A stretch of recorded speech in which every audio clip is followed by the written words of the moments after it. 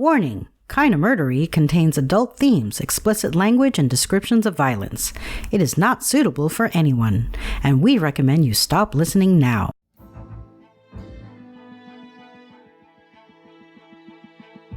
Hello everyone, and welcome to Kinda Murdery, a true crime podcast that's mostly about murder, and always about the strange and compelling stories that arise when the path less traveled twists to darkness, and those who walk its shadows surrender to violence and corruption. I'm your host, Zevin Odelberg, and we have a perilous journey ahead, so thank you for lending me your courage and good company. Welcome, friends. Last weekend I traveled to Nashville, Tennessee for the 3rd annual Bootleggers Ball. Special shout out to Casey, Josh, and Sonny, and especially to Alan Finney, his lovely wife Liz, their son Leighton, and of course, Felix the dog. Thank you, Finney, for rescuing me from a night that may otherwise have been spent sleeping against a wall in the Nashville airport.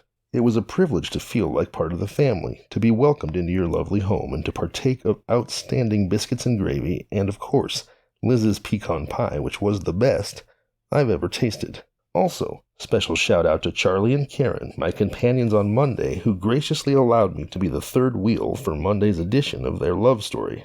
I had such a tremendous time exploring Nashville with the two of you, and hurrah for analog photo booths. Why do I mention my trip to Nashville? Well, because between traveling and a big deadline project for my day job, I can't support my family with Kinda Murdery yet, but with the support of all of you, I hope that eventually Kinda Murdery and our community will indeed be my full-time job, but I'm not there yet, so, due to traveling and deadlines, I didn't have time to record a new episode for today. Don't worry, you'll have a fresh-baked murder to consume on Sunday, December 11th.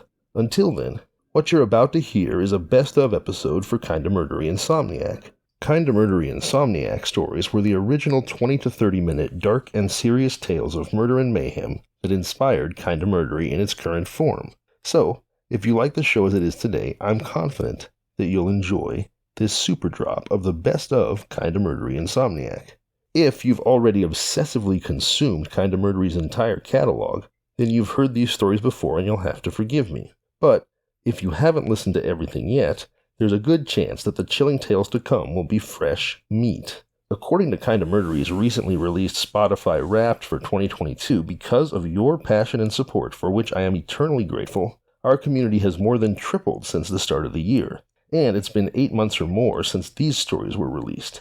So, with any luck, there's a good chance that they're new to you. And now, if you're ready, I suggest that you put your personal items underneath the seat in front of you, stow your carry-on in the overhead compartment, let go of the cares of the day, but make sure your seatbelt is fastened. There's turbulence expected ahead. Kinda Murdery, the best of INSOMNIAC, starts now.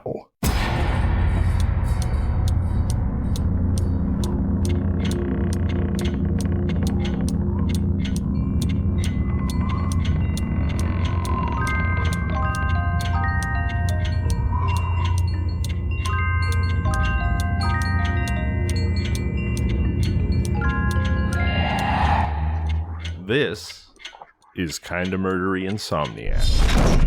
Stories to stay awake by. Greetings, Insomniacs. What an unmitigated pleasure it is to find you with me, snuggled warm amongst the legion of the Bloodshot Eye.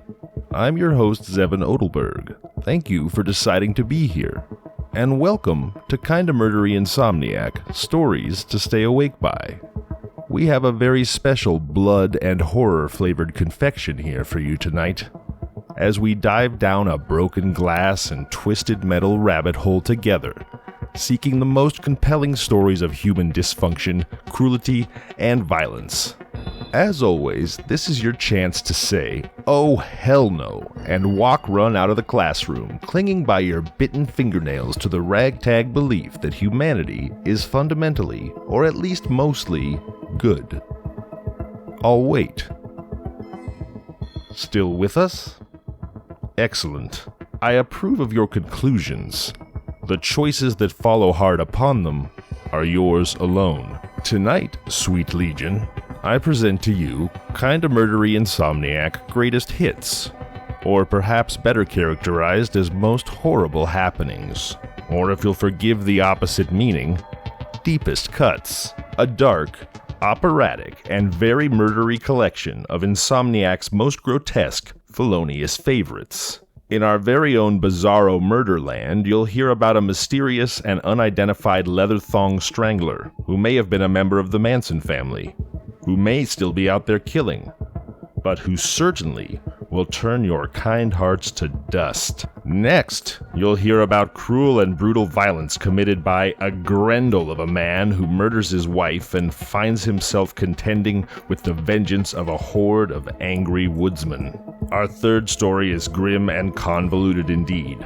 It's a tale of a sexually psychotic Berkeley accounting student whose unspeakable actions stain Northern California's wilderness. If that doesn't sound bad enough, story number 4 features a hulking, confused simpleton and the grimmest of wanton crimes, child murder.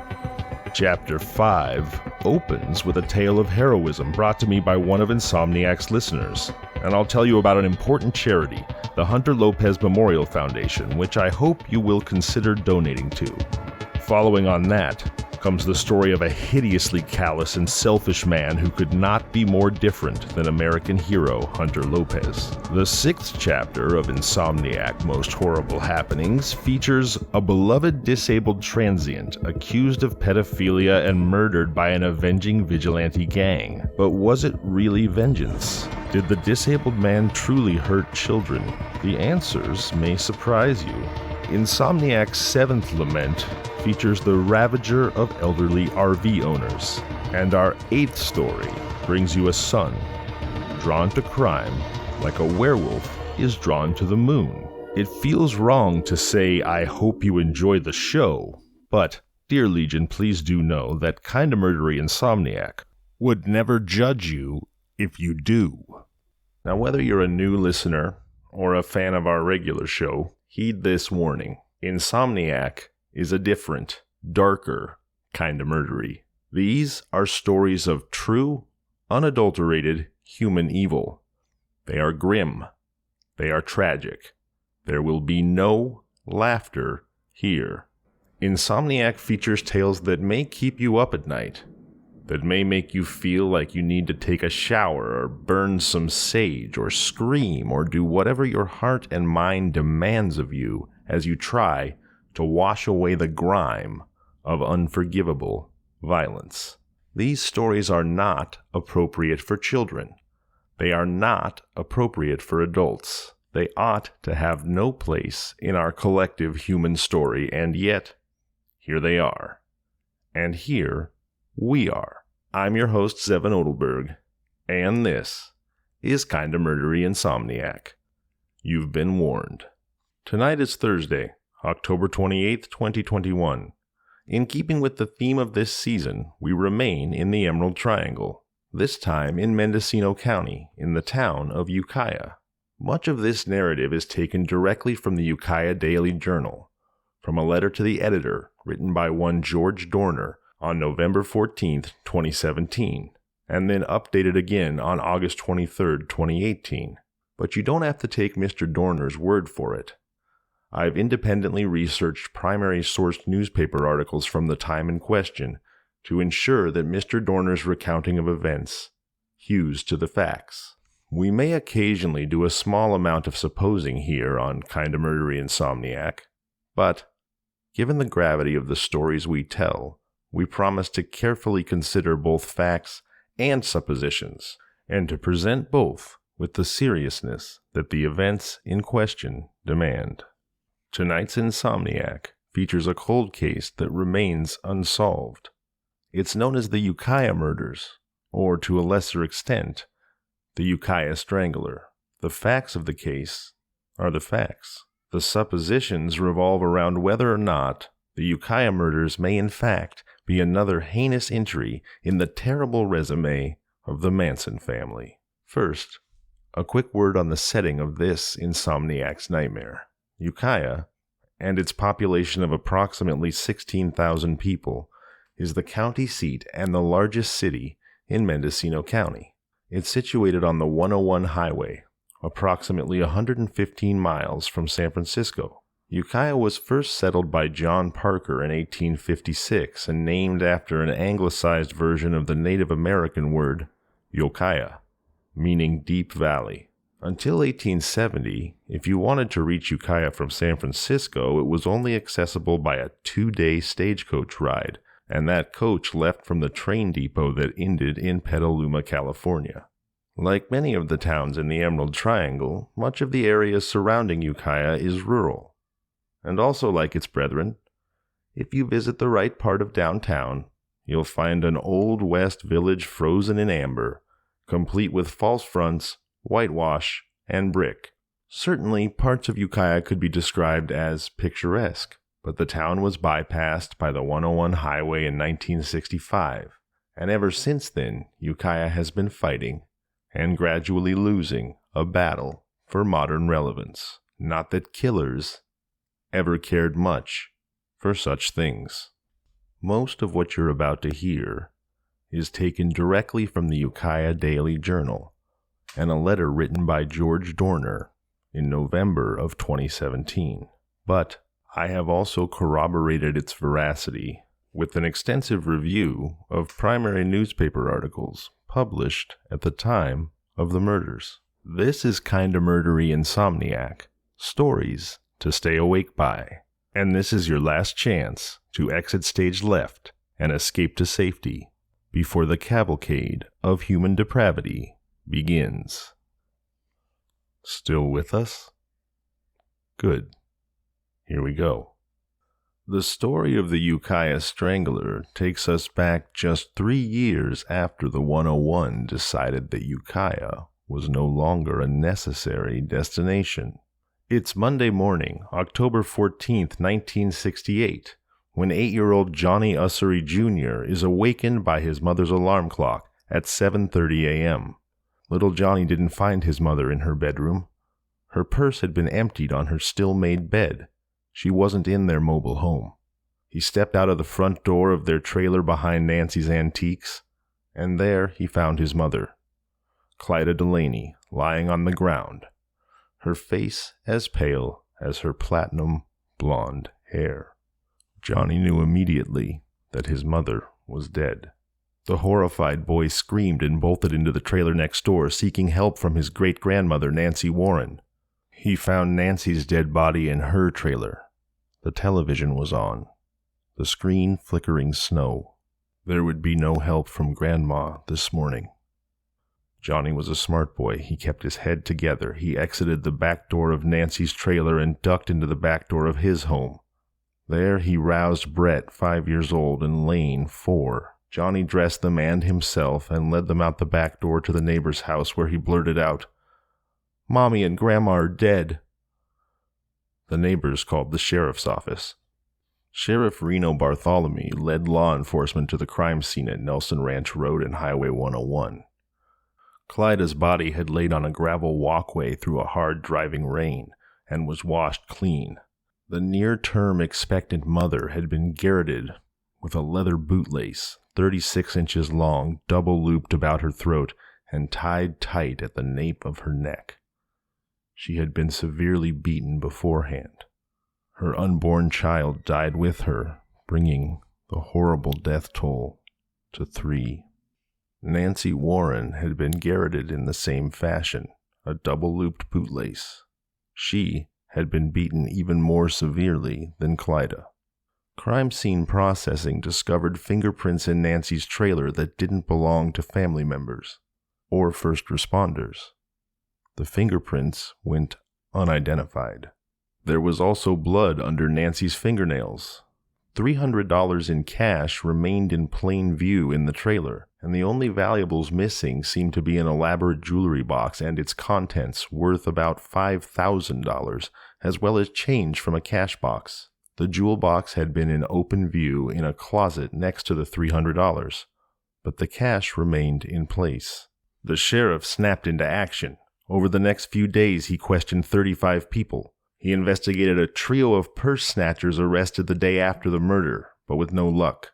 Later, there would be a report of a white 1956 Plymouth station wagon with paper license plates containing 3 men in front of Nancy's Antiques at about 8 a.m. on the morning of the murder. It left headed south on Highway 101 toward Hopland. A third report from a waitress in Hopland described a station wagon with 3 men in it. One was stocky, 5 foot 10 inches tall, in his early 20s, with average length bright red hair. Another was also in his early 20s, medium built and had long brown hair. The third man was a husky 6-footer, with dark hair and a couple days' worth of scruffy whiskers. The waitress reported overhearing them say, "We'll get away with this the same as we did in Oregon." The connections between the double murders and these incidents involving 3 male suspects remain unknown. There were more promising leads in Clyda's murder. Only 24 years old, she was separated from John Ussery Sr., the father of her 3 sons.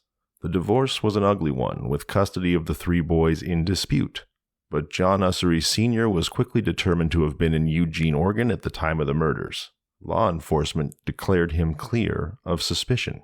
Clyda Delaney's new husband, California Highway Patrol Sergeant Donald Delaney, returned from a Sacramento training session in a CHP unit at 4 p.m. the day of the murders. He willingly gave a statement to the Mendocino County Sheriff's Office that evening. According to Delaney, the family had watched a Disney program on TV the night before the murders. At about 8:45 p.m., Delaney took Clyda and her sons to her trailer, dropping them off at about 9:30 p.m. He then headed off to his scheduled training in Sacramento. At the Route 20 turnoff, he realized he had forgotten his uniform. He returned to pick up the uniform from his apartment before turning around for Sacramento, signing in at the Highway Patrol Academy at 1:45 a.m. Monday morning. Does it seem suspicious that a CHP sergeant who happened to be out of town the night his grandmother-in-law, wife, and unborn child were murdered would have forgotten his uniform on his way out of town and returned home, creating a window of time during which, if his wife and stepchildren had fallen asleep early, he could have committed the murders? Apparently not, at least not in the eyes of Sheriff Reno Bartholomew. And certainly one would like to believe and should believe that Sergeant Delaney had much more regard for his young wife and unborn child than to murder them so brutally. Indeed, he was never really suspected, and Insomniac does not mean to cast any suspicion in his direction. In December of 1969, a little over a year after the murders, Sheriff Bartholomew's memory was jogged by TV coverage of the Manson family, mentioning that they had used leather thongs to garrote and tie up their victims. He recalled that on June 22, 1968, 5 of the Manson family women were arrested in Philo, California, along with 3 young men. An infant was taken into foster care. Both sheriff's deputies and the Highway Patrol were there for felony narcotics arrests. In fact, Charles Manson himself had been arrested in Ukiah a year earlier in 1967 over a dispute with the police when they tried to remove a 14-year-old runaway girl from his custody. No mention is made of the 3 men picked up with the Manson women in June of 1968. However, Mendocino court documents show that known Manson family members Susan Atkins, Ella Jo Bailey, Mary Brunner, Patricia Credwinkle, and Stephanie Gale Rowe were credited with service of 63 days in jail on a 60-day sentence for the felonies. They were released on August 16, 1968. At least 2 of the 5 were in Mendocino County still later than that. Atkins ignored her parole restrictions and was arrested. Mary Brunner had to return to Mendocino to reclaim her infant from foster care. Sheriff Bartholomew traded information about the Mansonites with the prosecutors in Southern California to no avail. There were too many possible suspects, and yet no motive. With 4 reports of trios of suspicious strangers, it is uncertain just how many unknown suspects there are. More than half a century later, the murders of Nancy Warren, Clyda Delaney, and Clyda's unborn baby girl remain unsolved. Amateur sleuths lurking in the comments of cold case articles on the internet do suggest a motive, however. They say there's a local legend in Ukiah. They say the hippie girl whose baby was taken away from her and put into foster care returned to take revenge on the family of the CHP officer that she held responsible. This has been Kinda Murdery Insomniac. Stories to stay awake by. I'm Zevin Odelberg. Good night.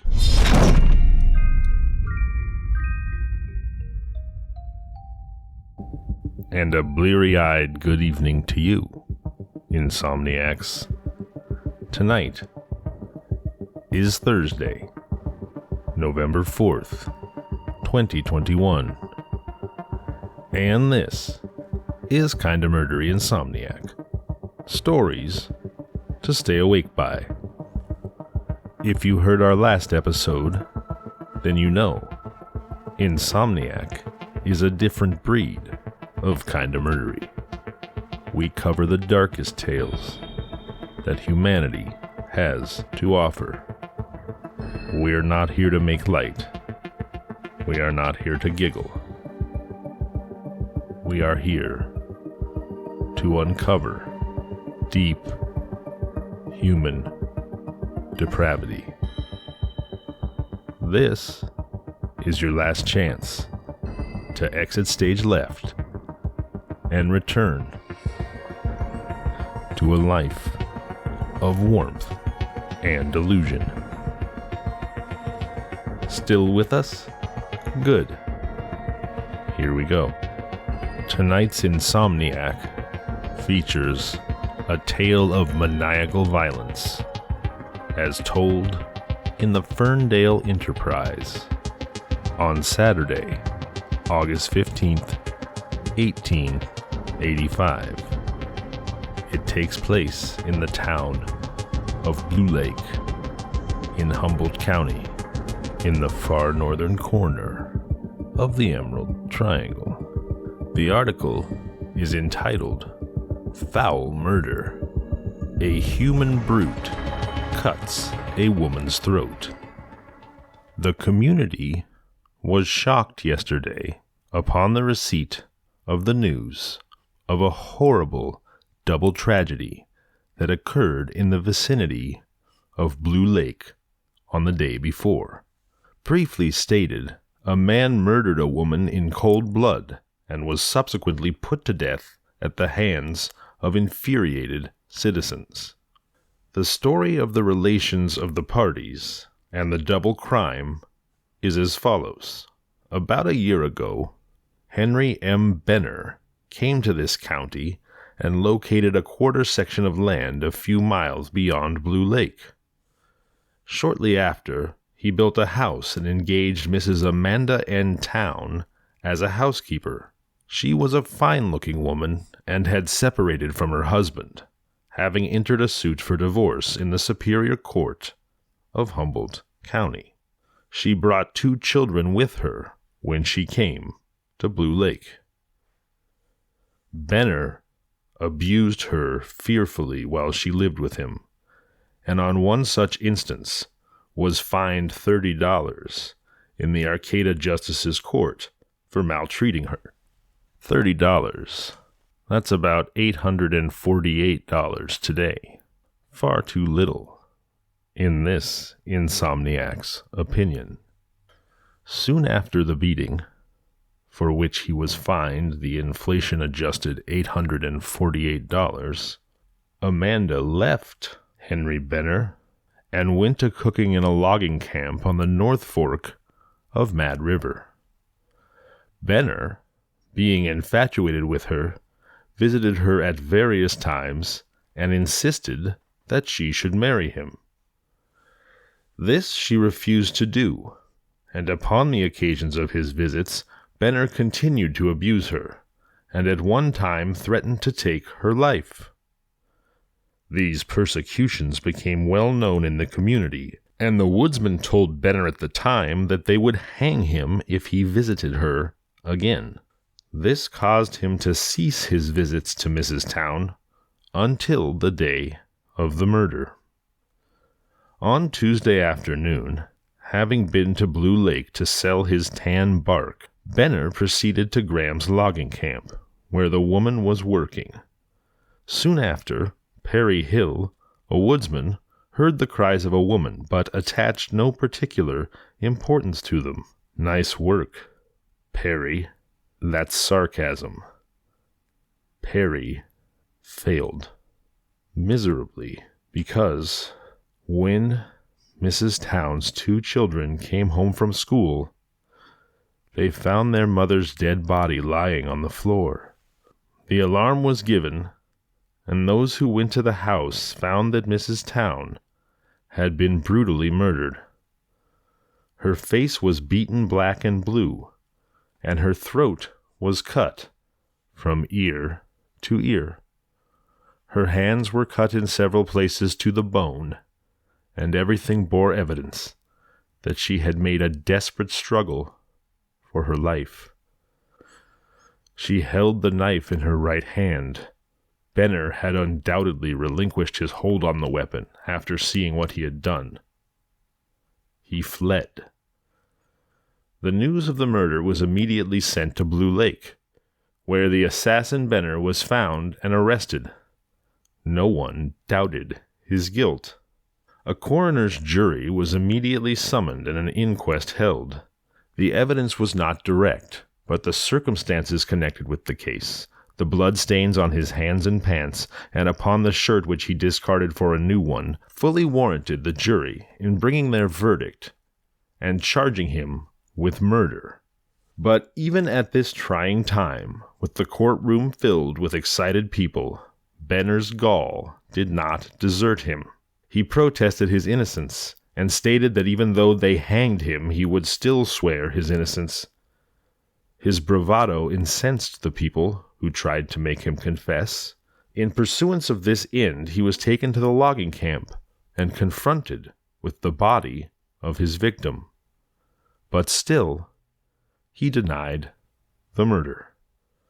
After all efforts to make him confess failed, he was placed in the stage in the charge of Deputy Sheriff Gordon and Constable Maddox, and the party started on their return trip to Blue Lake. It was now about 9 o'clock in the evening, the murder having been committed about 3, and the night was dark and dismal, like this one. A true insomniac's night. As the stage in which Benner was riding was going through the dark woods, suddenly there sprang forth more than 100 men and demanded the prisoner. The officers in charge refused to give him up, firing 2 shots in the air. But this had no effect. The officers were seized and laid on their backs and held there. Benner was then seized himself. A rope was fastened around his neck, and the mob dragged him about 75 yards. When 2 pistol shots were fired from the crowd. At this signal, the entire crowd vanished, and the officers arose, and taking the direction they had observed the crowd went, they found the body of Benner. He was still alive, but died in about 10 minutes. His body was taken to Blue Lake, where it was found that he had died of a pistol shot, the ball entering the right side of the stomach, below the lower rib, and then ranging brutally, destructively upward. The crowd that did the deed was made up of the woodsmen from the logging camps for miles around. So beloved was Amanda Town to those Emerald Triangle Paul Bunyans. The coroner's jury found that Benner was killed by an unknown party. Good riddance, says Insomniac. Sometimes justice must find a way. This has been Kinda Murdery Insomniac. Stories to stay awake by. I'm Zevin Odelberg, wishing you sweet dreams.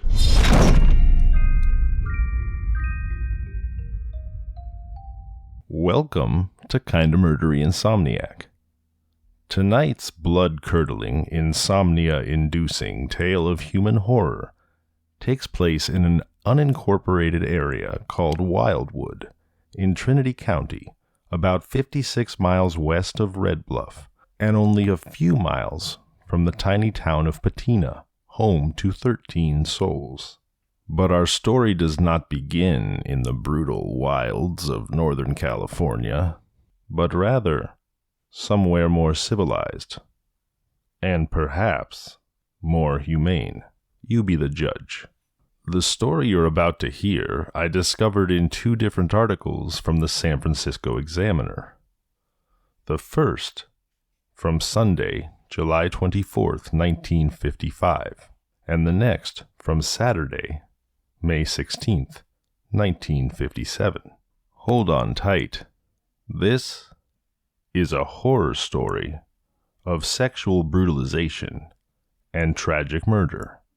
If you would prefer to cleave to your comfortable illusions and exit now, this is your chance. Still with us? Good. Our tale of violence and perversion begins in Berkeley, California, on a cloudy Thursday afternoon, April 28th, 1955. 14-year-old junior high student Stephanie Bryan fails to arrive home from her school in Berkeley. Stephanie, a shy, studious child, had just started to wear lipstick and was yet to have her first date. She was a 9th grader at Willard Junior High School. The school was a mile from her home at 131 Alvarado Road above the Claremont Hotel. She was the eldest of 4 children of Dr. and Mrs. Charles S. Bryan, Jr. Her father was a radiologist at Peralta Hospital in Oakland. Stephanie left school that day after gym class at 3:15 p.m., carrying a red purse and a French textbook.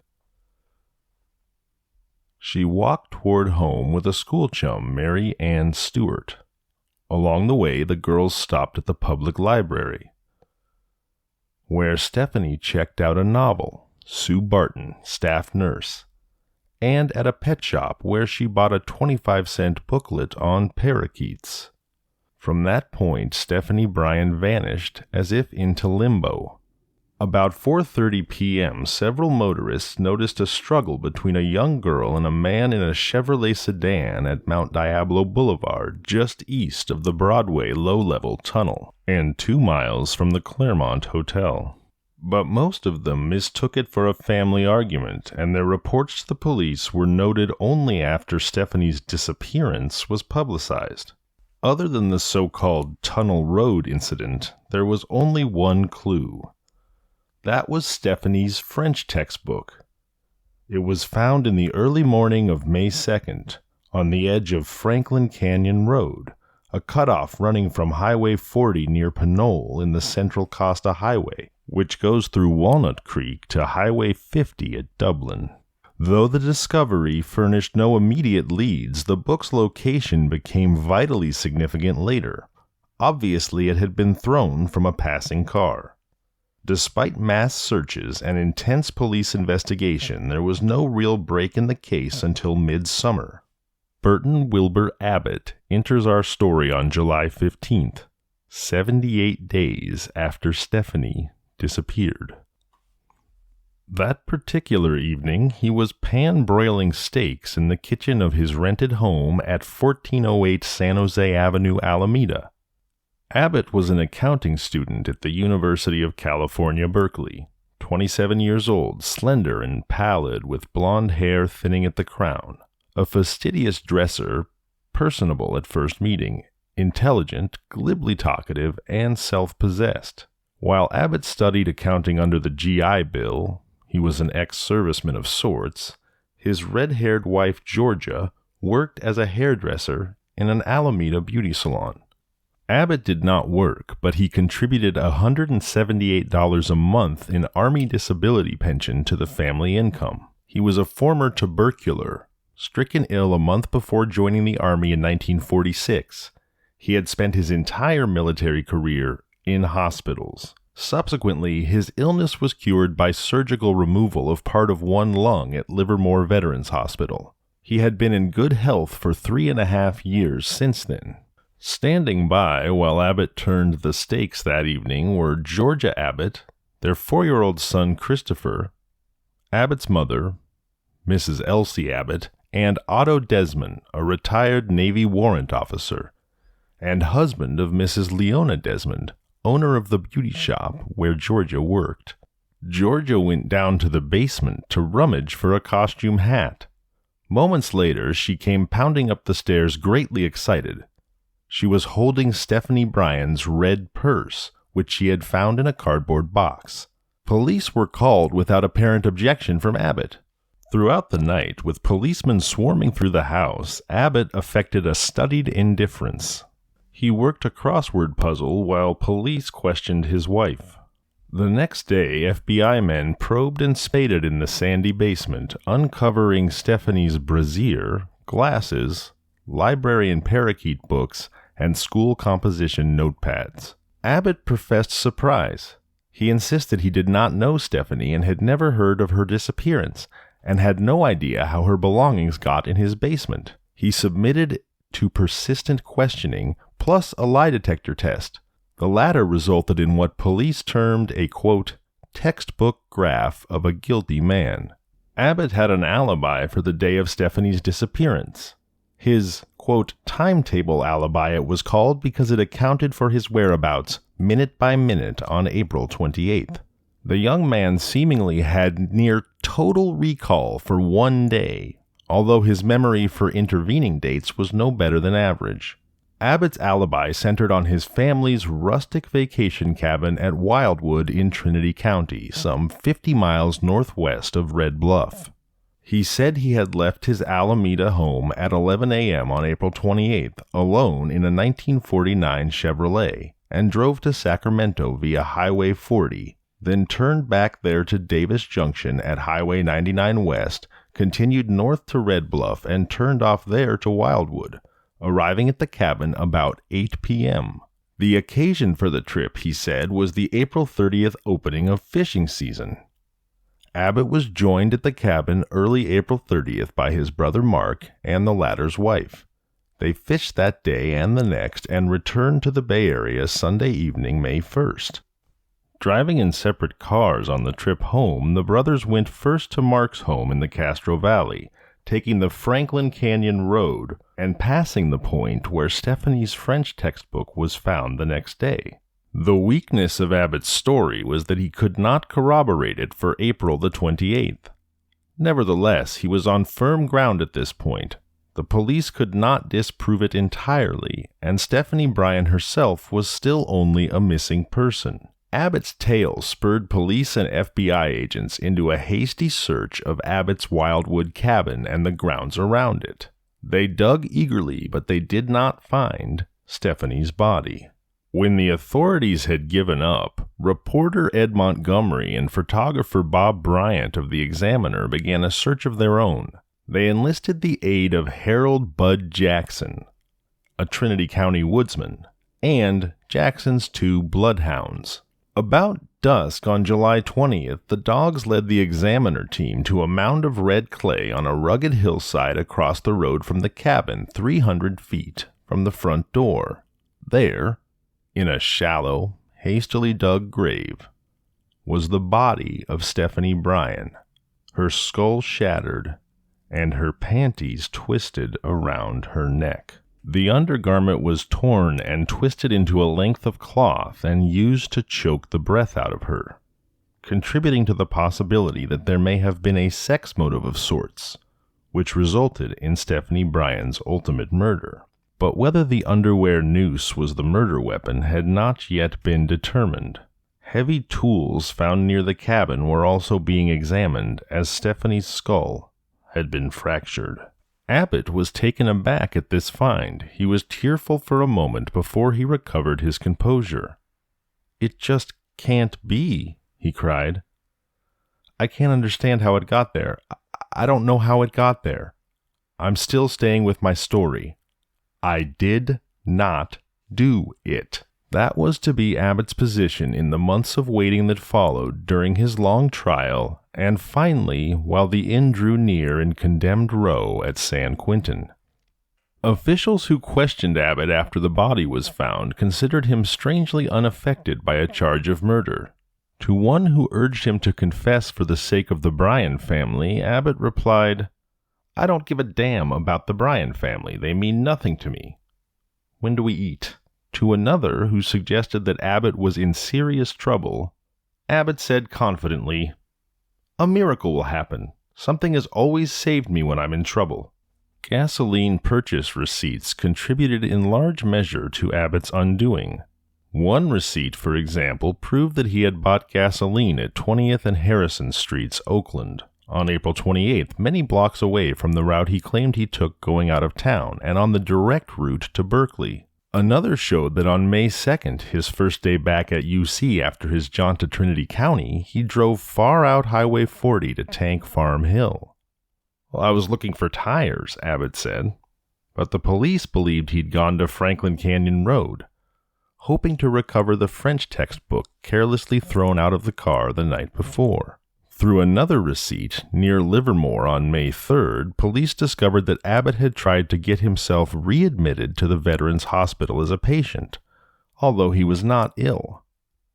Police reasoned he was seeking refuge at the time. Abbott was quickly snared in a web of lies, which he lightly referred to simply as fibs and prevarications. One was his route to UC by automobile. Abbott first described a torturous roundabout way that kept him well clear of the Willard Junior High School. Later, he admitted he drove past the school daily on Telegraph Avenue and frequently visited Pring's Donut Shop half a block away. Stephanie also frequented the donut shop. Another was his detour to Sacramento on his April 28th trip to the cabin.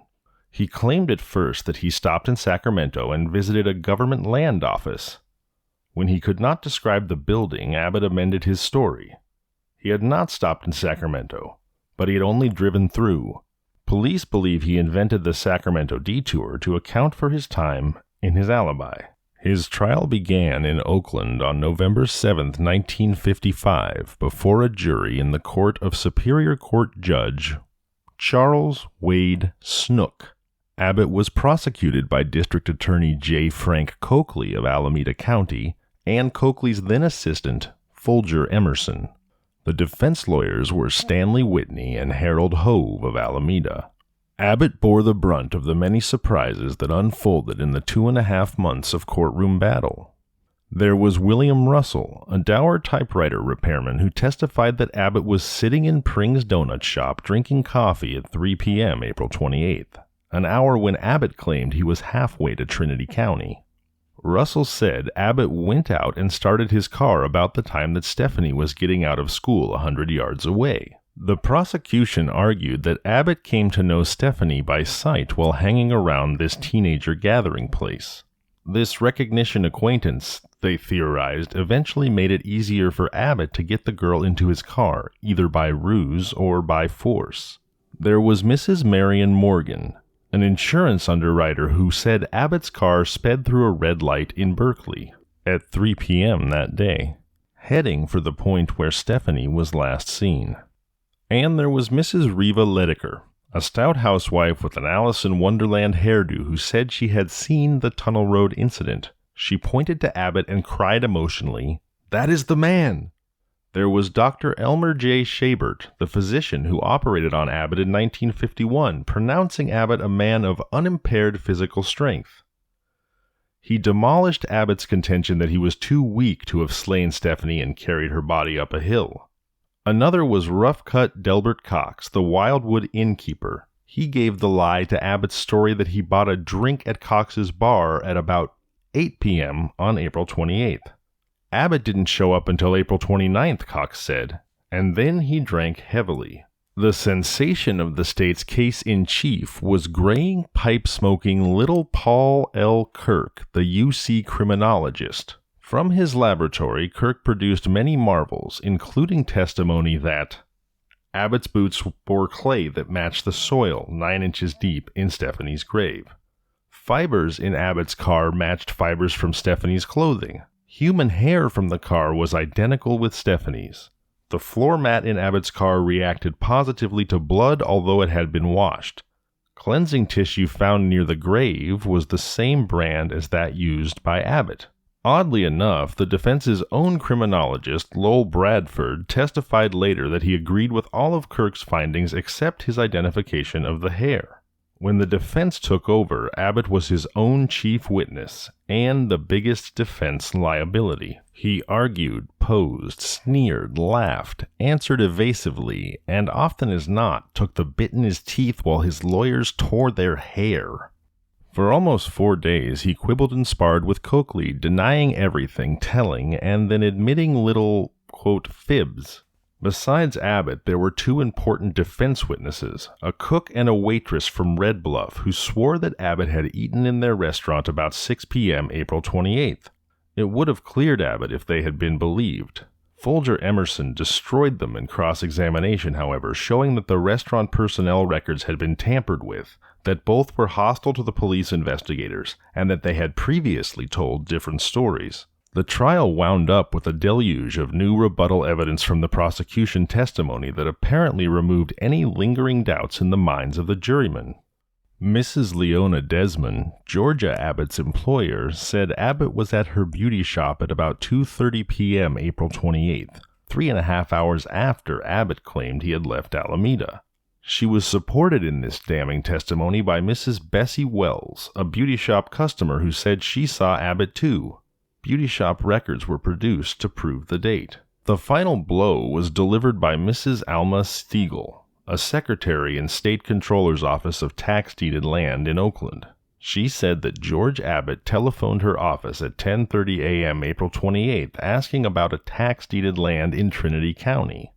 Mrs. Stiegel prepared a letter for reply but never mailed it because she swore Abbott himself came to the office and picked it up at 1:30 p.m. that day. Georgia Abbott took the stand to contradict this new testimony, as did Abbott himself, but by then the die was cast.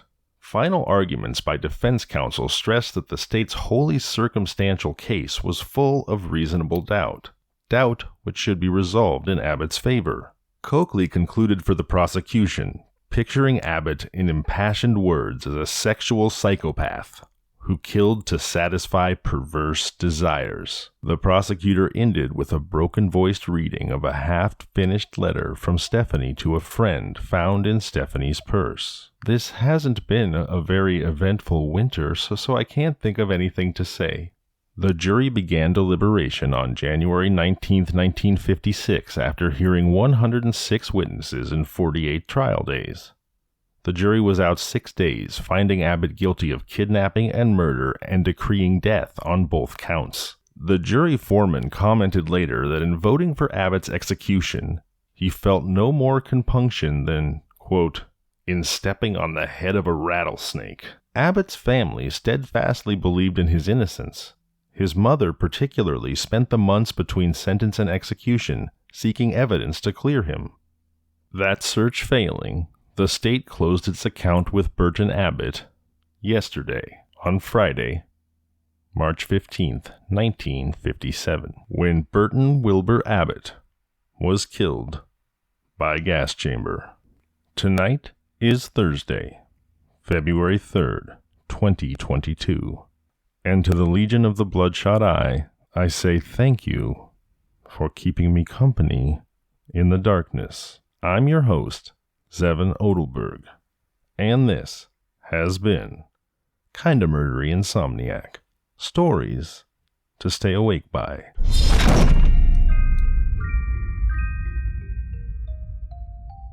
Good evening, and welcome to Kinda Murdery Insomniac. I'm your host, Zevin Odelberg. Thank you for deciding to be here. I want to begin, dear Legion of the Bloodshot Eye, with a warning. Tonight's story is a truly heinous tale, one you would perhaps be better off remaining ignorant about. So if you would prefer to cling to your feeble illusions, that all humans are fundamentally good, I suggest you turn this off now. This is your opportunity to escape the horror perpetrated by the Fort Bragg Forest Fiend. Are you still with us? Good. Here we go. This stomach-churning narrative of the murder of little Teresa Johnson by Thomas LeHue, here named the Fort Bragg Forest Fiend, is pieced together from 3 newspaper articles. The first is the Fort Bragg Advocate on Wednesday, May 29th, 1929. The next is the Mendocino Beacon, Saturday, July 13th, 1929. And finally, the Healdsburg Tribune on Friday, August 1st, 1930. This is Kinda Murdery Insomniac. Stories to stay awake by. And now, if you dare, follow me into the darkness of the Mendocino County woods, where a young life is snuffed out too soon. The brutal murder of little Teresa Johnson of East Mendocino has thoroughly aroused the people of this coast. They are waiting with patience, however, and confidence that Sheriff Burns will, in a brief time, bring the fiend to justice. Suspicion has pointed to Tom LeHue, 32 years of age, who has not been able to give a satisfactory account of where he was on the afternoon of the murder. Clothing of the child with traces of blood was submitted by Burns to E.O. Heinrich, scientific criminologist of Berkeley. Clothing of LeHue was also submitted, and it is understood that blood traces were found on it. Further than this, nothing has been given out by the authorities. Comparatively little is known about LeHue, who has been residing in the East Mendocino section for about a year, and who had lived in Southern California. Reports have it that he is slightly unbalanced mentally. Late Wednesday afternoon of last week, 7-year-old Teresa Johnson left the East Mendocino schoolhouse in the company of a little playmate and school companion named Marley Fox. These children walked along the roadway, carefree and happy, for half a mile or more until their paths separated, and this little girlfriend, Marley Fox, aside from the murderer, was the last to see Teresa Johnson alive. The 2 children apparently separated somewhere around 3 o'clock. Little Teresa was accustomed to arrive home before 4 o'clock, and after waiting a reasonable time, thinking she had probably been delayed along the way to play or gather flowers, her father started out after her. He failed to find her along the road or at the schoolhouse, so he then sought the help of his neighbors, and an alarm was sounded throughout the community that the child had disappeared, and practically everyone in the section turned out to search for her. When no immediate trace of her was found, a telephone appeal was made to Mendocino for help, and the telephone office there spread the alarm. And this call for searchers was immediately met, and in a half-hour's time, 150 people were on their way to East Mendocino by automobile. Clarence Nix, principal of the Mendocino school, who was in charge of the Boy Scouts, took all of his available scouts, and the prairie section from the branch road where the little girl left her playmate was soon being combed by searchers. Reverend Spaulding, with a band of Boy Scouts from here, also went down and joined in the search. Even with this massive effort, it took some time before definite trace of the child was found.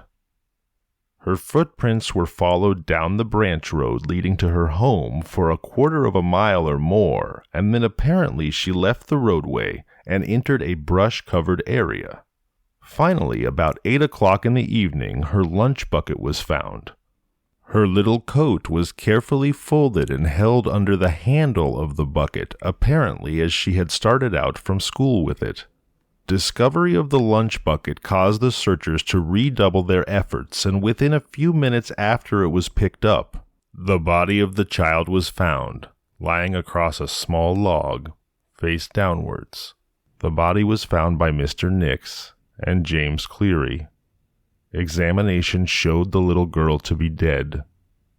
Her limbs were already set and stiff, indicating she had been dead for some hours. A first examination of the child revealed marks at her throat. While those first viewing the marks were not prepared to say just what caused them, they were confident it was not the work of an animal. A later and careful examination made by Sheriff Burns, who arrived here from Ukiah about 10 o'clock that evening, and by the autopsy surgeon and others, points quite conclusively to strangulation. Evidently, the throat was gripped in a powerful hand, and the child strangled as the marks on the throat showed that the fingers gripped on one side and the thumb on the other. Stuart Johnson and wife, the heartbroken parents of the little child, have been residents of the East Mendocino section for something like a year.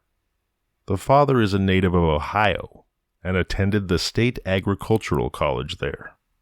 When World War I broke out, he went overseas with the 23rd Engineers. He served 18 months in France and saw some hard fighting and was shell-shocked. While in France, he met Mary Ledoux, a French girl, and after returning to the United States and regaining his health, he went back to France and claimed her as his bride. They selected California for their home and finally located at their present residence. Johnson has been making good with a small truck garden and with poultry. And with their 2 children, Teresa and a younger daughter 2.5 years old. They had been quite happy in their new location, but then along came tragedy, and the mother, never overly strong, is prostrate from the blow, while the father has aged materially from the strain. The inquest was held Sunday evening, and Coroner William Ornbaum's testimony stated that the child had been criminally assaulted and strangled to death. In hopes of receiving some clemency due to a plea of insanity, giant woodsman Tom LaHue has given the following full confession of his guilt. I got up about 5:45 in the morning and took care of the chickens and had breakfast at about 7:30. Then I got ready and went with my father to work. We loaded up a load of wood and hauled it up to the house about 11 a.m., and I sawed it up. I worked until about 1 p.m., then I had dinner. Then I went in the house and finished a story which I was reading in a magazine. Then I went out and fed the chickens and gave them some greens. Dad and Mother were working on a chicken fence when I left the house. I went down through the oat field to where we've been chopping wood in the morning. I did not have a watch with me when I left the house. I went down to where we'd been chopping, and then I went around Johnson's fence on the outside of the property, going east toward the main Willits Road. I also went around the wire fence on the south side and the property owned by Mrs. Reckwig. I did not cross through any wire fences, but went around them. Part of the time I was on the old road, and part of the time I was not.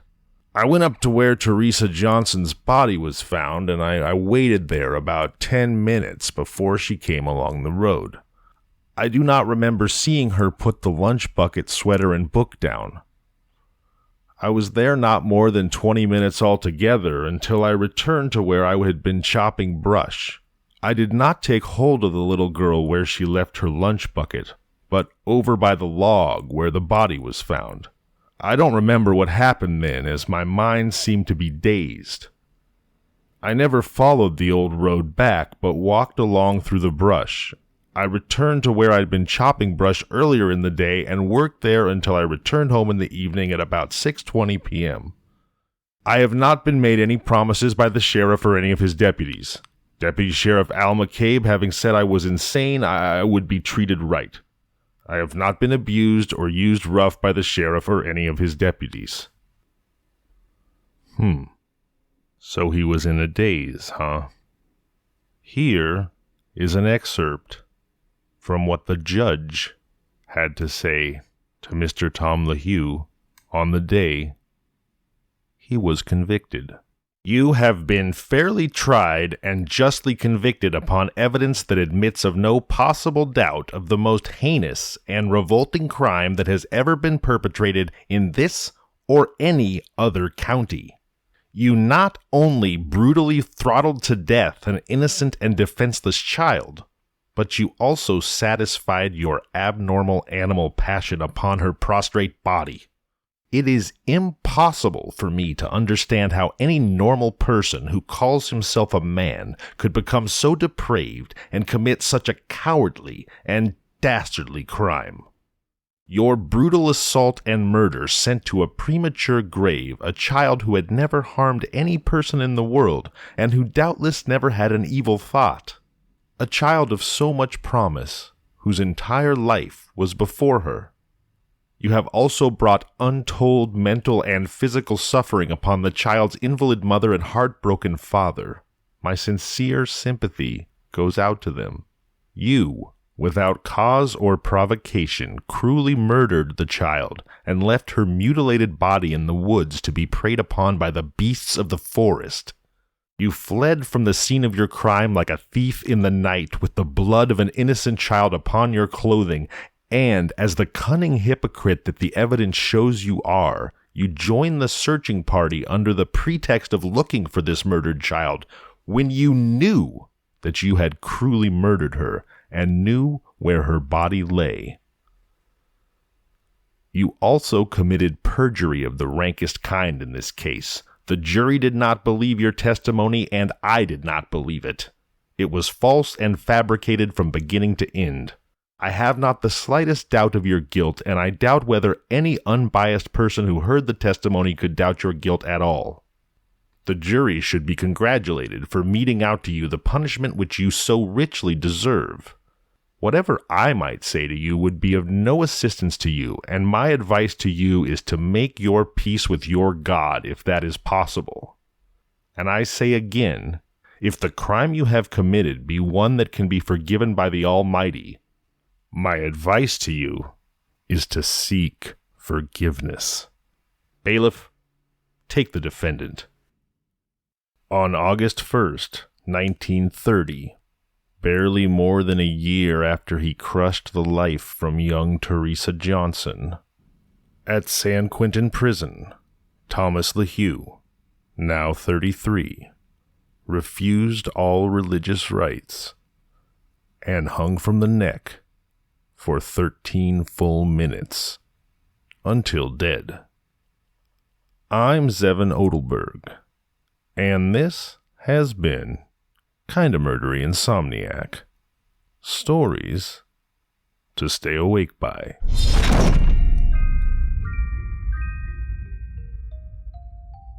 Hey everybody, before we get started tonight, I'd like to take a moment to tell you about a cause that's important to me, and that I hope will be important to you too. This is a cause that was brought to my attention by listener Andy Traylor.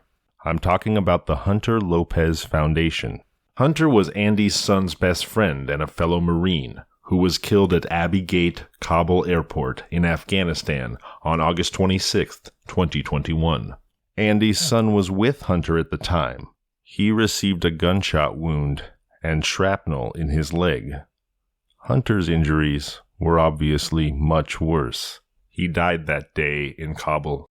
When you are considering giving to a 501c3 or donating to charity in the future, I hope you will consider donating to the Hunter Lopez Foundation, which is run by his parents, amazing people with huge hearts that just want to help others in the name of their fallen son.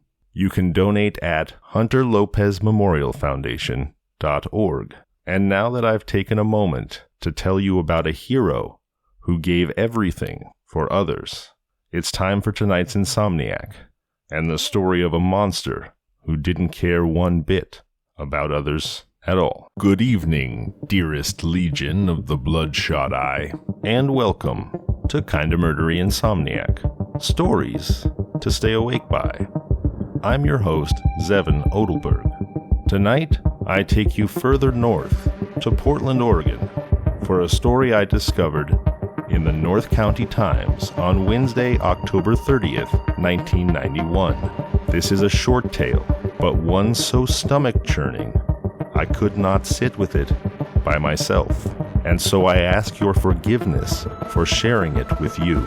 I imagine you'll have even more trouble sleeping tonight than usual. A 27-year-old man has been sentenced to sexual abstinence for 5 years and house arrest for 6 months for knowingly spreading the AIDS virus by having sex with a girlfriend.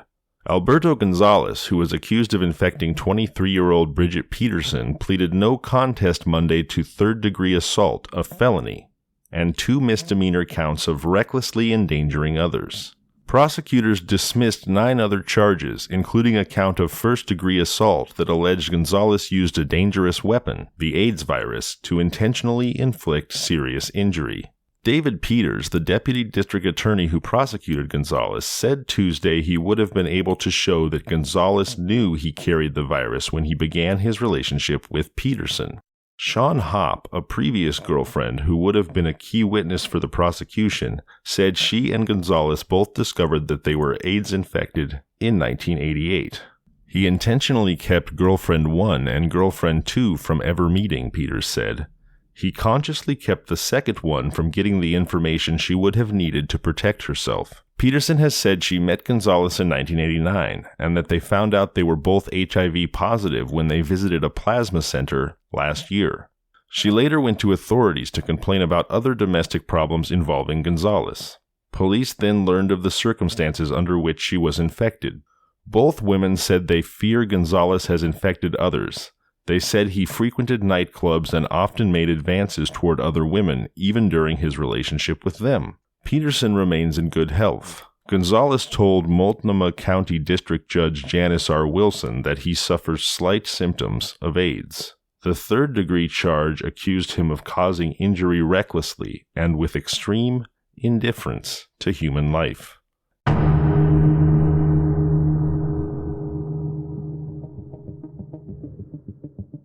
Extreme indifference to human life, indeed.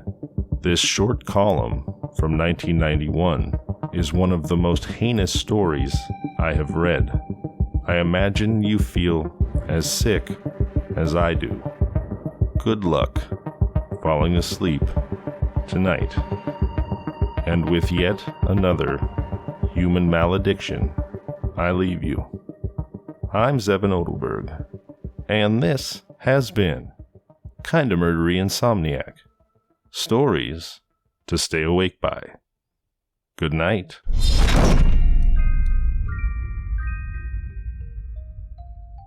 Good evening, sweet legion of the bloodshot eye. Tonight, I bring you a memory of Hawkins Bar in Trinity County, California. This is a hideous saga of murderous misfortune and revenge gone terribly wrong. There's a lot happening right now, I know, and if your nerves are raw, I suggest that you step away. But if you'd care to join me on this tour of human darkness, then please do, as I share with you a story printed by the Fort Worth Star-Sunday Telegram on November 15th, 1992, 30 years ago. This is the tale of poor disabled Gary Summer, whose awkward gait earned him the nickname Hop.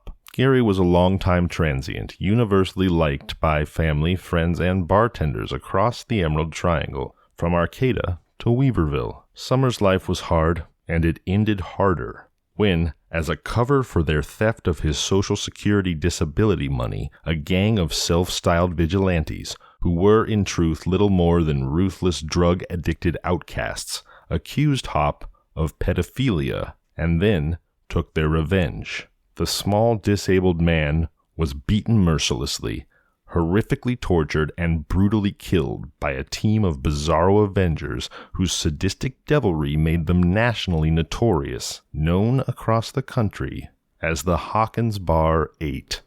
That's right, this small-statured, disabled man was beaten, tortured, and murdered by 8 adult humans. I wish that I could say that calling his killers human was a kindness they did not deserve. But in all my studies of humanity, I have learned that there's nothing quite so human as terrible violence and rage.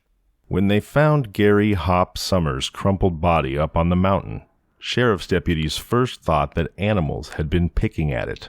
A closer look revealed a more terrible truth. Summer had been stabbed more than 70 times before his short, bent body was dumped in a shallow grave where a woodcutter found it 4 days later. In the months that followed the discovery, 8 people, 5 men and 3 women, were charged with first-degree murder and conspiracy to commit the October 2, 1991 slaying that local newspapers described as a vigilante-type killing. Prosecutors say Summer, a 37-year-old wanderer with deformed legs and a limp, was killed in a horrifyingly vicious way by people who believed that he had molested the 5-year-old daughter of one of the defendants. These are the words of Special Prosecutor Robert Maloney. They did all they could to demean his body before he died. The victim apparently died while defendants were in the process of administering punishment. That was fortuitous for him as it shortened his suffering. Defense attorneys for the Hawkins Bar 8, so named after the mountain town where Summer lived in a trailer park by the Trinity River, say that prosecutors do not really know who killed Summer, and are trying to pressure people to talk by charging so many. Said defense attorney Joanna Carell, "I think they believe there were a lot of people there drinking and instigating and encouraging. I don't think they know who did what, and they decided to charge as many as they can and see what shakes down." Now the defendants are sitting through a string of pretrial hearings in a red-walled 19th century courthouse where many of the lawyers wear cowboy boots, and the county's gold rush past is not entirely remote. For Trinity County, a sparsely populated slice of mountainous paradise between Eureka and Redding, the case is the first death penalty trial anyone can remember. The trial is also by far the most expensive ever conducted in the county, $500,000 so far, and climbing. The defendants make up 1/4 of the jail's population. When there are pretrial hearings, Superior Court Judge John Letton must respond to motions from 10 defense attorneys. In a county with a depressed logging industry, an unemployment rate close to 13%, and welfare rolls that include more than 1/7 of the population, the crime court's cost alone are cause for anger. The state has agreed to pick up the tab for the trial, but that does not mollify everyone. Instead of due process, some people would simply like to see the defendants strung up. "It's not like the city up here," said one logger at a Weaverville bar. "They're used to it down there. We're not.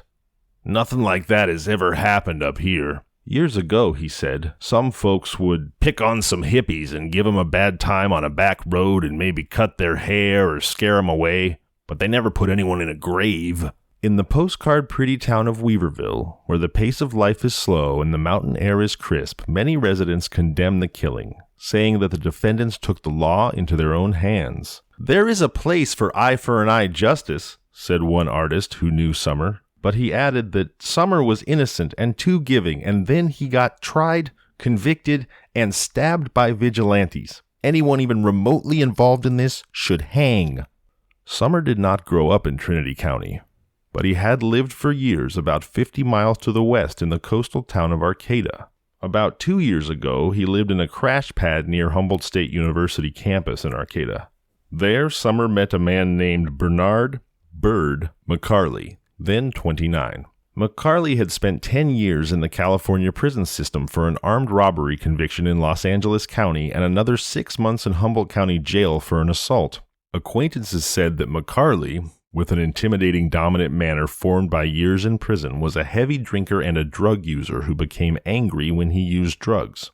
Summer, whose limp and colostomy bag were because of birth defects, had various friends he stayed with off and on. In the months before his death, he shared a trailer in Hawkins Bar with McCarley and McCarley's girlfriend, Barbara Adcock, who lived there with her 3 children. Their 2-bedroom trailer was set on a hill above the U.S. Forest Service campground where Summer, McCarley, Adcock, and others often spent hours partying and drinking under a thick canopy of walnut trees. The grove was a few hundred yards from the gurgling green-blue Trinity River. Adcock had lived in the area for years and had her own hard times. She scrounged the dump for aluminum cans to turn into money, and she brought back canned food that others had tossed in the dump.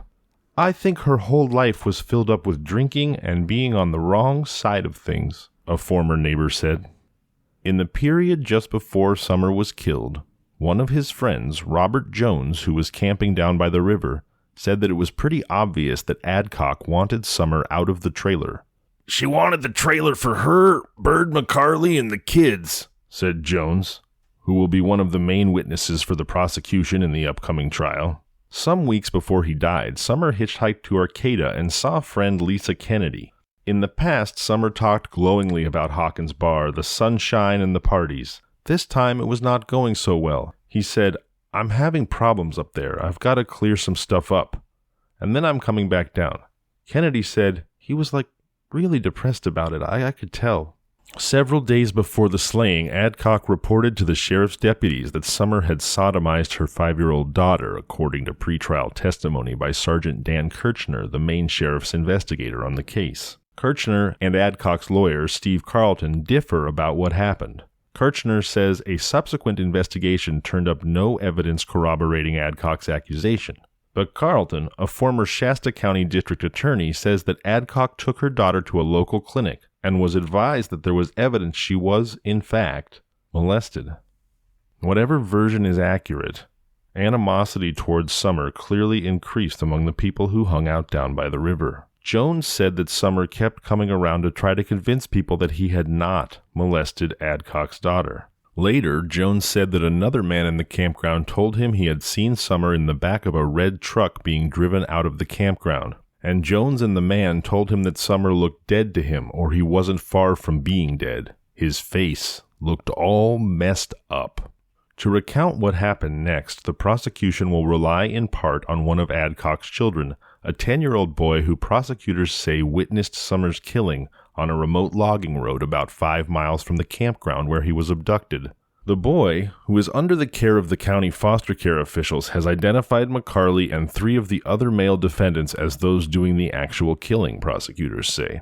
They add that the other 4 people charged in the case, Adcock, 2 women and a man, participated in the conspiracy to carry out the slaying. For their part, defense attorneys make it clear that they will attack the boy's testimony, pointing out that he has given sharply varying versions of events. In all the legal wrangling, however, no one is disputing that Summer died a tortured death. What was done to Summer is coldly, clinically detailed in court documents filed by the prosecutors. One of Summer's ears was cut off. One of his eyes was gouged out. He was struck repeatedly in the genitals, and several of his bones were broken. When his body was found, his pockets were empty and had been turned inside out. Just the day before the killing, Summer had gone to the bank and withdrawn several $100s in disability check money. The issue in the courtroom will be who killed Summer, and the focus will be on the defendants. These are homeless, nomadic people of their own choosing, one source close to the defense team said, who declined to be named.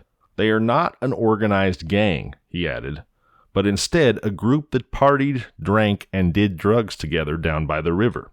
They had a common bond of not conforming to what society finds acceptable. Being societal misfits, they didn't know how to deal with this molestation accusation. So it's the old macho thing. It matters that they thought he was a molester. Then things built up, they got drunk and loaded, and this was a heinous murder.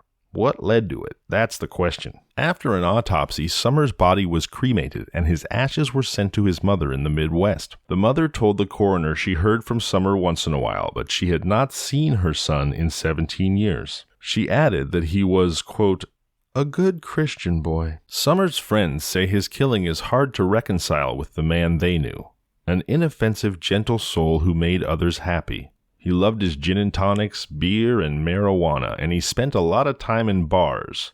There he would borrow small sums and pay back what he owed quickly. Describing his habits, friends flatly rejected the idea that Summer was a child molester. There wasn't a darn thing pretty about Hop, but his spirit just shined right through, said Donna Hammers, a bartender at Toby and Jack's bar in Arcata. the Humboldt County town north of Eureka where Summer lived on the street and in crash pads in recent years. He didn't have money, and he didn't have looks, he didn't have jack. But he had such a positive attitude. We really loved Hoppy. He was a sweetie. As autumn takes hold of the mountains around Arcata, Summer's friends go up to Redwood Park on the edge of Humboldt State campus. There they have planted a spindly red alder in his memory.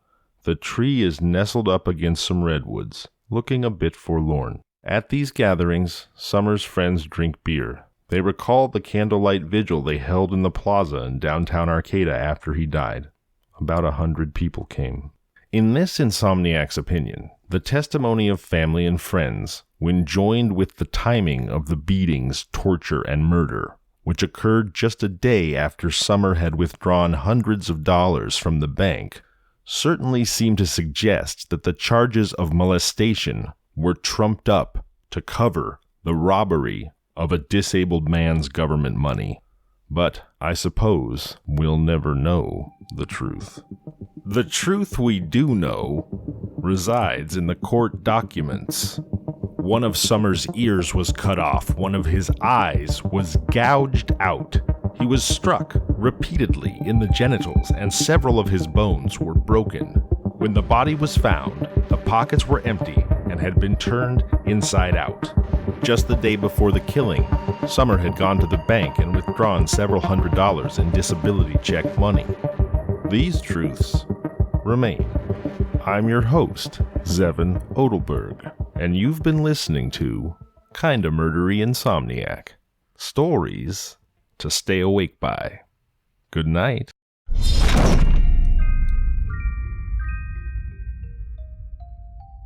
Good evening, dearest legion of the Bloodshot Eye, and welcome to Kinda Murdery Insomniac.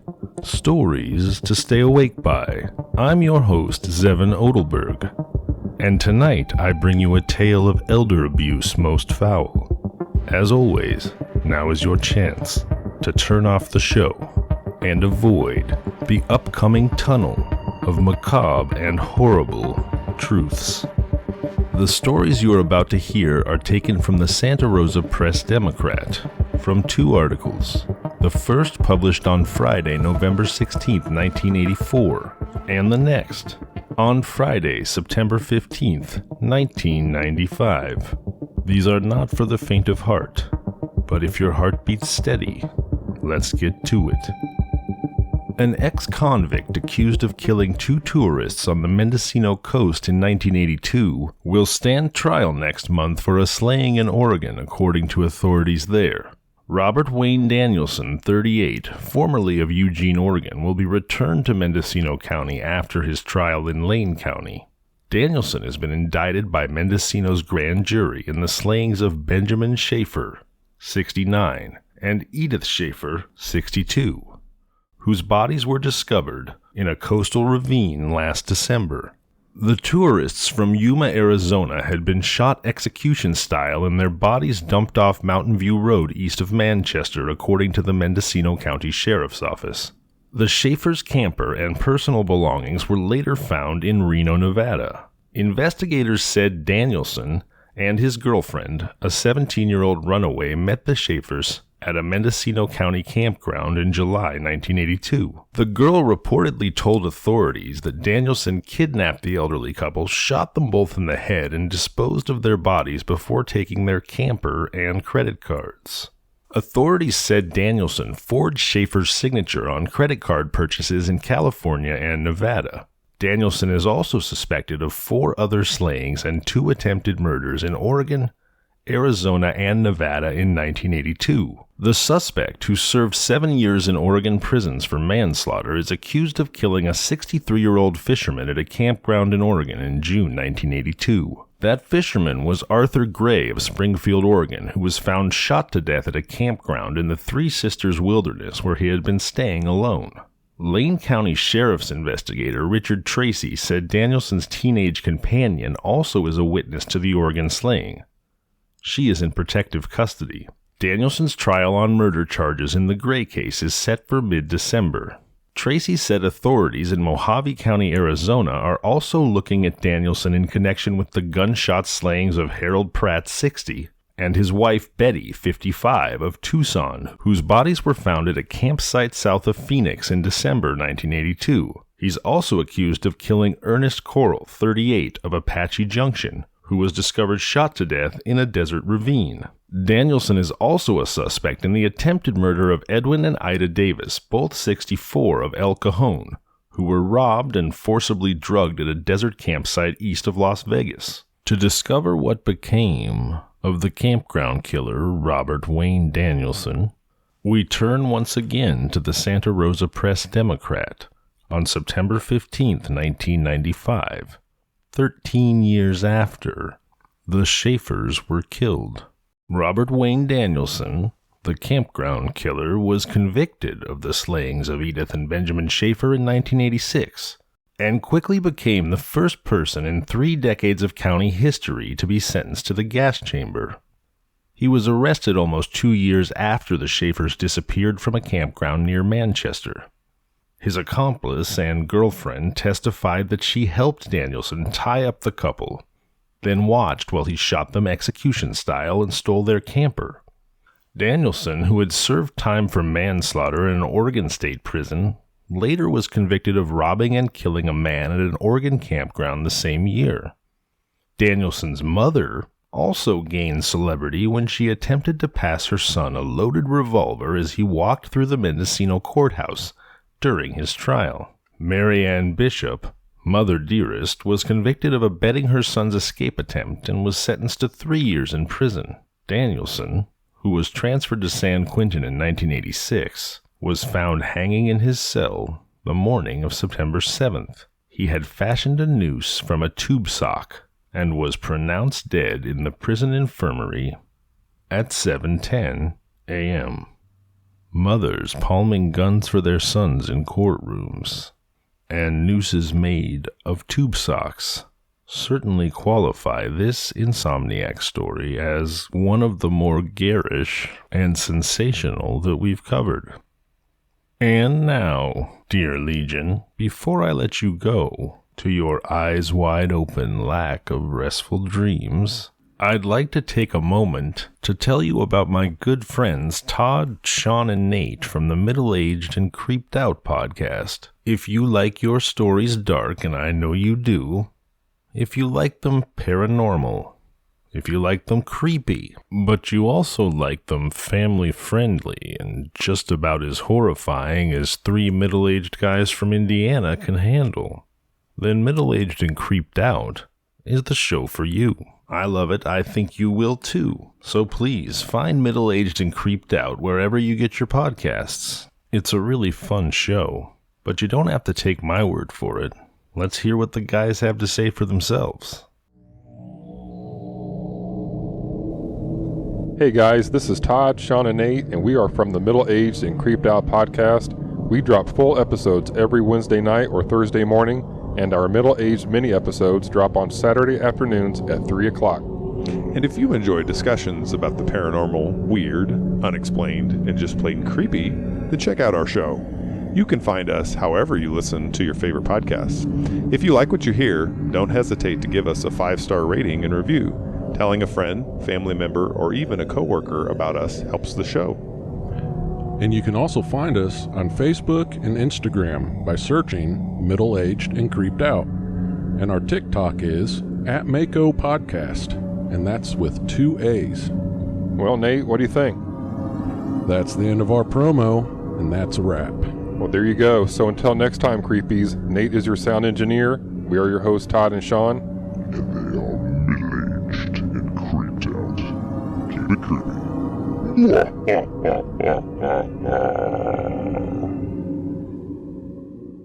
That was Middle-Aged and Creeped Out.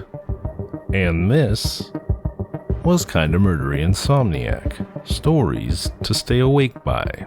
I'm your host, Zevin Odelberg. Good night.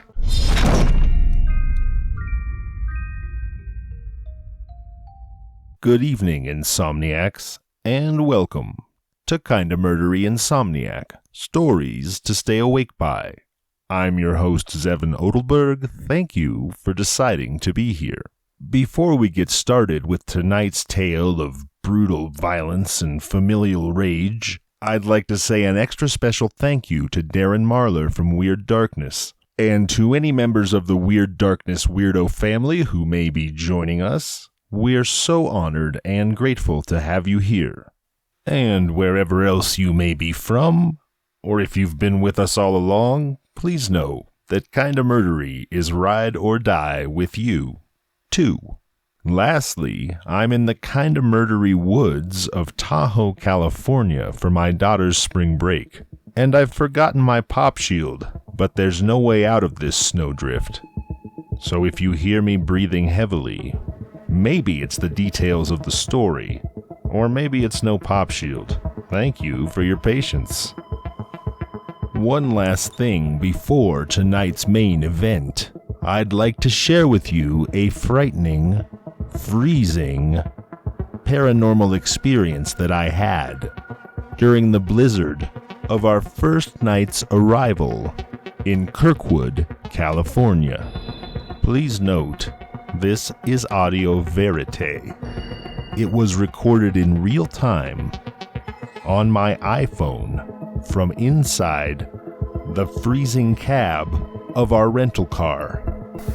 I'm sitting in a Kirkwood, California snowdrift. The two-wheel drive Mazda CX-Z was not equal to the task. It's getting very weird and dark, and frankly, kinda murdery, and colder, and colder.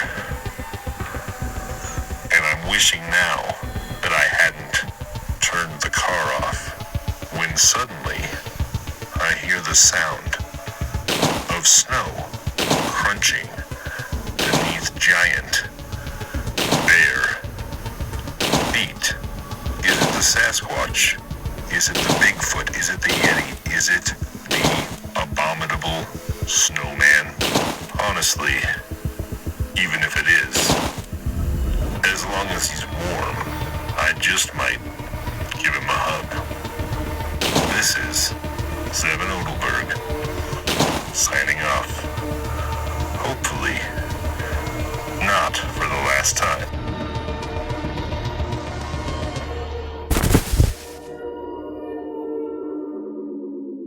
Now, Insomniacs, in the interest of honesty and transparency, I will share with you that those footprints did not belong to the abominable snowman. It was merely my grand uncle in snowshoes come to rescue me from the drift. But I am a child of Humboldt County, home to the legendary Bigfoot, and I promise you that the fear I felt was as real as I know the Sasquatch to be. And now, on to tonight's main event, a hideous recounting of a misnomer most foul. I give you the Nice Stabber.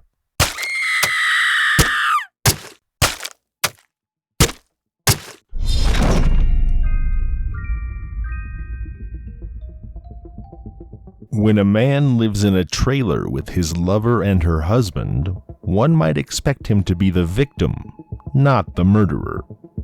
Or at the very least, it would be one of the three sides of that blighted triangle that found themselves murdered. That's what you'd assume. Not so in the story I'm about to tell. This is a tale ripped from the pages of the Santa Rosa Press-Democrat that spans the towns of Nice, California in Lake County, which in this instance is better named Not So Nice, California, and Ukiah, California in Mendocino County, home to the awfully compelling and just plain awful murder of Frida Nash from Sunday's episode featuring Darren Marlar from Weird Darkness. I bring you a tale of familial rage from 1986. As always, now is your chance to duck out, turn off the show, and remain comfortably wrapped in your fragile illusions that mankind is fundamentally good. I'll wait. Still with us? Excellent. Here we go. The town of Nice in Lake County, California, was formerly known as Clear Lake Villas until it was renamed in 1930 after Nice, France, the original hometown of founding father Charles William Bain. Nice sits on the shores of the famed Clear Lake. And I imagine the locals call the California version nice. So that's what I'll do here. We begin tonight's story with a woman named Joyce Simpson, a member of the Seventh-day Adventist Church of Upper Lake, who ran what she called a, quote, guest home for the elderly, essentially a retirement home, next to a small house occupied by William Corliss Horn, 63, and his wife, Bernadine Ruth Horn, formerly Bernadine Ruth Vianne, 60. In the town of Nice, California, at 4:20 a.m. in the wee hours of the morning on Tuesday, June 17, 1986, Mrs. Joyce Simpson awakened to the sound of a woman's blood-curdling screams and repeated sobbing cries for help. Joyce Simpson, showing admirable courage, did more than call the police and cower in her home until they arrived. Instead, she boldly flew into the dark, murderous night to answer that desperate, screaming, crying woman's voice, the one that had awakened her. She quickly found her neighbor, Bernadine Ruth Horn, lying in the side doorway of the Horn home, sobbing, covered in stab wounds and blood, critically injured. When Joyce asked Bernadine if she knew who had done this to her, Bernadine answered simply, "Steve." When police and paramedics arrived, Bernadine was taken to the intensive care unit. Her husband, William Corliss Horn, was found in the house. He too had been viciously and repeatedly stabbed. But unlike his wife, William Corliss Horn was already dead. Which brings us to the obvious question: who is Stabbin' Steve? Forgive me for glibly nicknaming a murderer. I would offer my apologies, but also a simple reminder. You are listening to Kinda Murdery INSOMNIAC, stories to stay awake by, and while I shall always endeavor to remain respectful, it's also important to remember that people of good conscience process the world's horror in different ways, and sometimes a touch of dark humor might be just the lifeline we need. While on the other hand, outrage and stern statements of condemnation, no matter how justified, act less like an emotional life preserver, and more like a pillowcase full of bricks. You know your own heart, and you don't answer to the howling mob of homogenized morality, and public protestations of virtue often leave this insomniac wondering if the proverbial lady doth protest too much.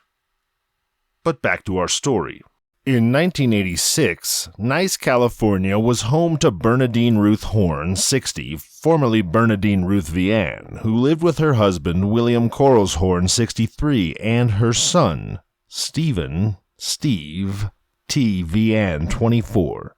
They lived in a small, white, one-bedroom house on Crump Avenue in Nice, California, a house with immaculate pink shingles that they were trying to sell. The Horns had been married for about 6 years. Stephen had gained a new stepfather at the age of 18. 3 years prior to that, Bernadine Horn had inherited a tidy sum of $300,000, which she told her son she was leaving him in her will.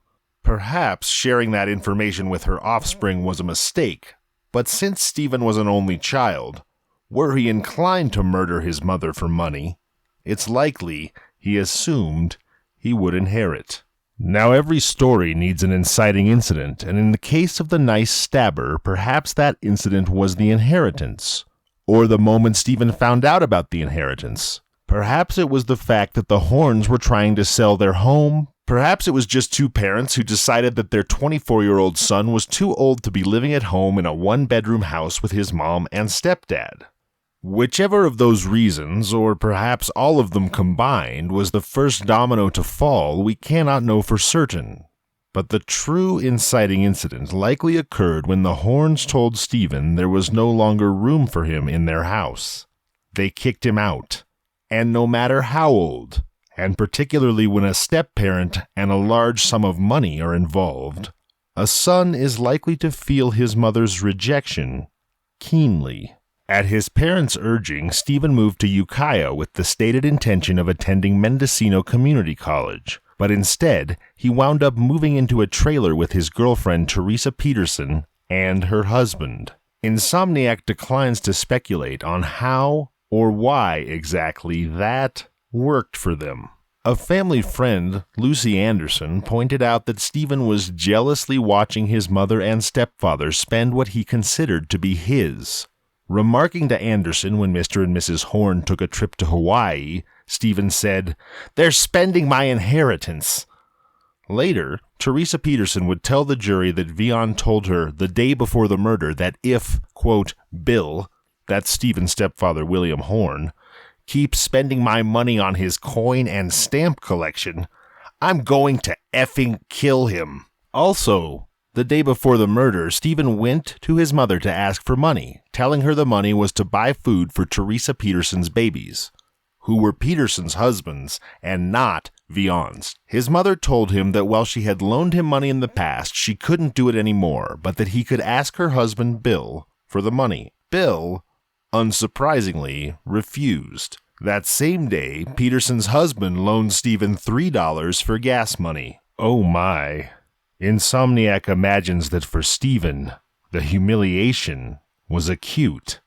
That night, in the wee hours of the morning, wearing socks on his hands, Stephen Vion broke into his parents' house, grabbed a butcher knife from the kitchen, attacked Mr. and Mrs. Horn as they slept, and viciously murdered his stepfather, while very nearly murdering his mother. Within a couple of hours of William Horn's murder, portions of Horn's gold coin and stamp collection were found in Vion's car. Initially, Stephen Vion would plead not guilty to the murder of his stepfather, but once his mother recovered from the intensive care unit, Bernadine was prepared to testify against him. And facing such overwhelming evidence of his guilt, and perhaps more to the point, facing the death penalty if he were convicted, Stephen Vion would change his plea to guilty in exchange for life in prison without the possibility of parole. Of course, we also wonder why a killer kills. Not just who or when or how, but especially we wonder why. In Vion's case, he wanted money. But bad enough to stab his own mother? He wanted gold coins and stamps? We suppose the answer's yes. And yet, was that all that was going on in Stephen Vion's mind? In what seems to this insomniac to be a case of broken psychological justification, Stephen Vion had convinced himself that his parents, in particular his stepfather, deserved to die. Bill Horn with his coin and stamp collections, the stepfather who hadn't arrived in Stephen's life until Stephen was 18 and therefore was never more than an interloper, the man who stole his mother's affection, kicked him out of the house, and was now effectively stealing his money, the same man who wouldn't loan him a penny to feed his girlfriend's infant children. Stephen no doubt convinced himself that he broke in to murder his parents with a butcher knife that June night in 1986, not just because he wanted, no, he needed money, but to avenge years' worth of slights, injuries, and wrongs done him by his mother and his stepfather. That's why he was robbing them. That's why he was stabbing them. Maybe not. In fact, it was revealed at Stephen Vion's trial that there were 2 prior felony convictions in Stephen Vion's very recent past. In October 1982, Vion was convicted of second-degree burglary, larceny, forgery, and grand larceny in Knox County, Tennessee. In 1984, he was convicted of escaping from jail in Davidson County, Tennessee. So perhaps this was less a case of a man horribly avenging himself upon parents who were spending his future on collectibles, as he no doubt believed, and more a case of an inveterate criminal who found himself getting arrested every 2 years, 1982, 1984, and unfortunately for Bernadine and William Horn, in 1986, Stephen Vion was living at home. I'm Zevin Odelberg, and this has been Kinda Murdery Insomniac. Stories to stay awake by. I look forward to seeing you again this coming Sunday, December 11th. But until then, I'm Zevin Odelberg, and this has been Kinda Murdery.